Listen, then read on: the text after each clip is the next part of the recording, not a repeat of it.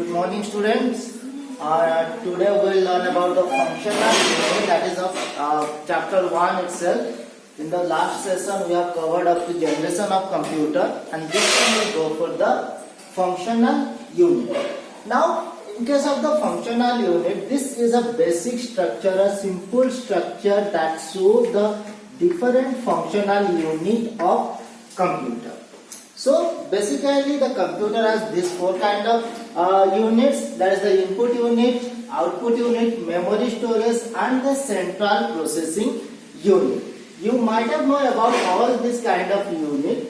So here a new thing, that the CPU, inside the CPU we have the ALU that contains the register, a setup register and a CU or control unit. So what happened here? Whatever be the data you have entered, each and every data entered through the input unit, and as soon as you enter the data from the input unit, the data moves to the CPU as well as the memory unit.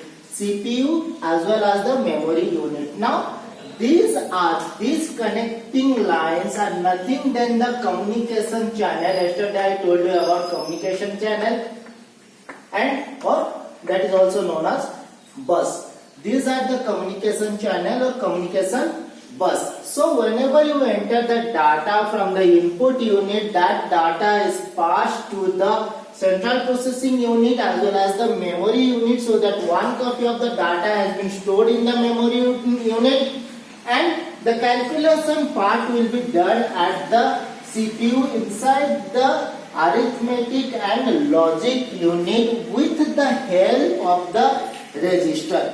The registers are situated inside the ALU and act as a temporary storage. It acts as a temporary storage. Temporary storage in the sense up to the instruction is in under calculation, up to that time the register will store that instruction.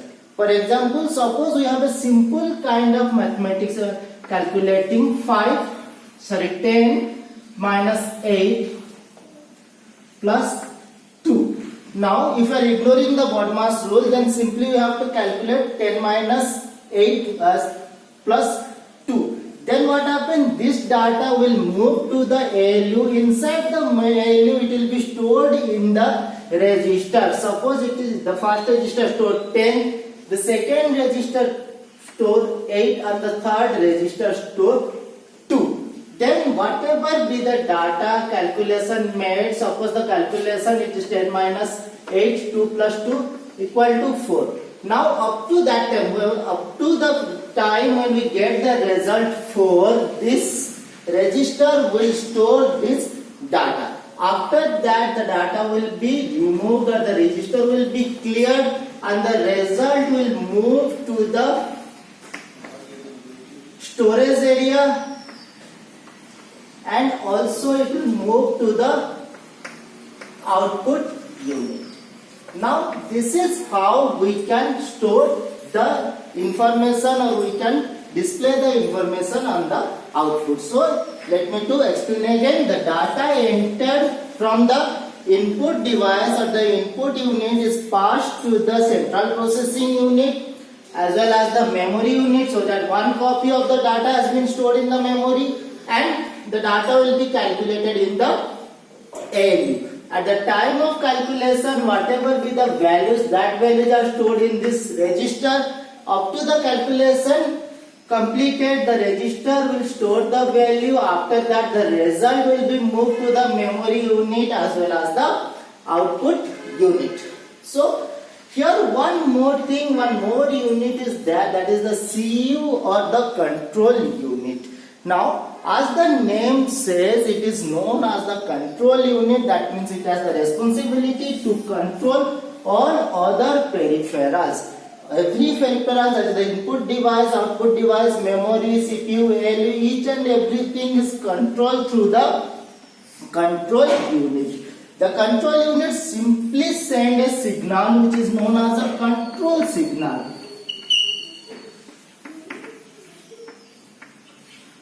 It simply send a signal which is known as the control signal. Suppose the control unit send the control signal to the input unit, then the input unit will be activated and it complete its work, whatever be the work it has, it complete its work. Again it send or it again send a signal that is known as response signal.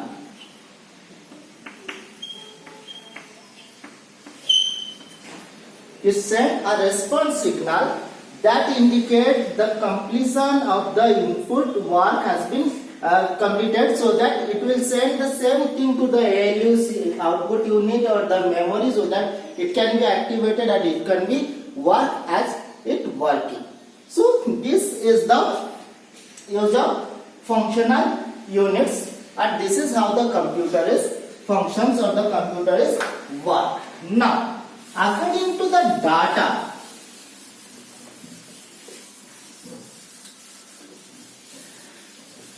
according to the data used by the computer are classified as two categories. The first one is an analog computer,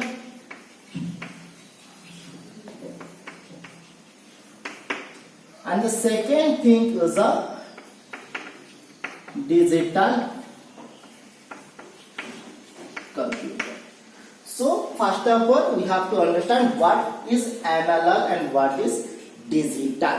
In case of an analog and digital, both are some kind of signals. One is called analog signal, another is a digital signal. You can better understand the signal using a wave. Analog wave is look like this, whereas the digital wave is look like this. Now, what is the difference between analog and digital wave? In this case, a continuous movement is there, whereas in this case we have only two discrete values. One is high, another is low. Here we have two discrete values. One is low, another is high. Whereas here a continuous movement is there. That is analog wave, and this is the discrete or digital wave. Now, the computer which is used the input as analog signal is known as an analog computer. Now, analog signal, that means the signal generated by any physical quantity like temperature, pressure, weight, all that thing. This kind of data which computer using, that computer is known as a analog computer. A very simple example of another computer is a weighing machine. Okay, whatever you are, suppose you are going to any shop and looking for a digital weighing machine or weighing machine, that is nothing than a kind of analog computer. Now, nowadays whatever computer we are using, that is known as a digital computer, because this kind of computer are using two discrete value, high and low, that is nothing than the values zeros or 1. I told you about the binary digit zeros and ones. So the computer which are using the data as zeros and 1, that kind of computer is known as a digital computer. Now, a third kind of computer is also there, that is known as a hybrid computer. That is known as a hybrid computer. This is nothing than the combination of digital computer as well as the your analog computer. Now, these are the classification according to the data used by the computer. Now, according to the size, power and performance, the computers are also classified as microcomputer, mini computer,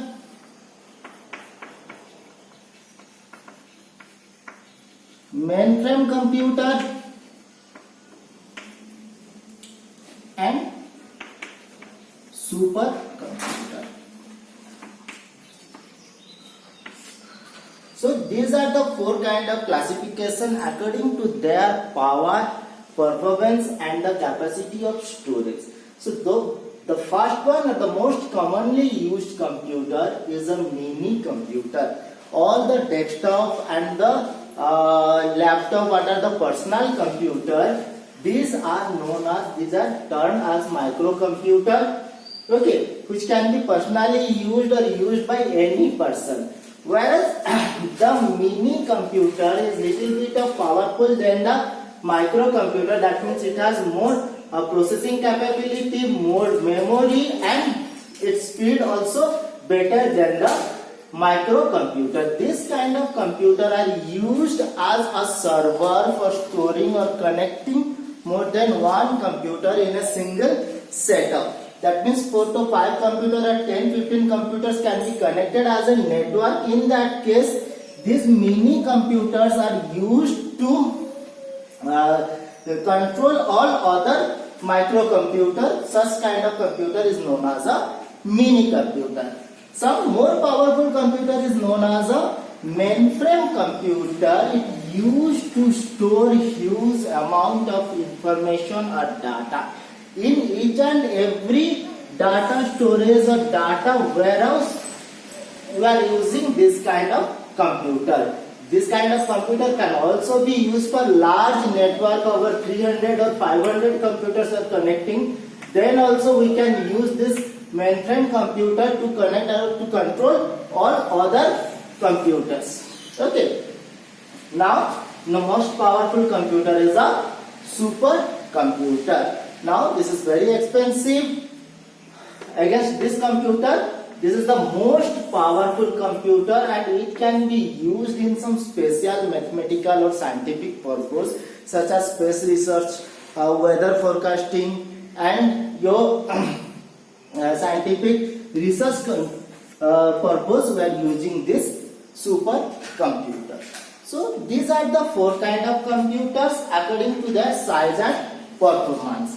Now the next thing is a concept of booting.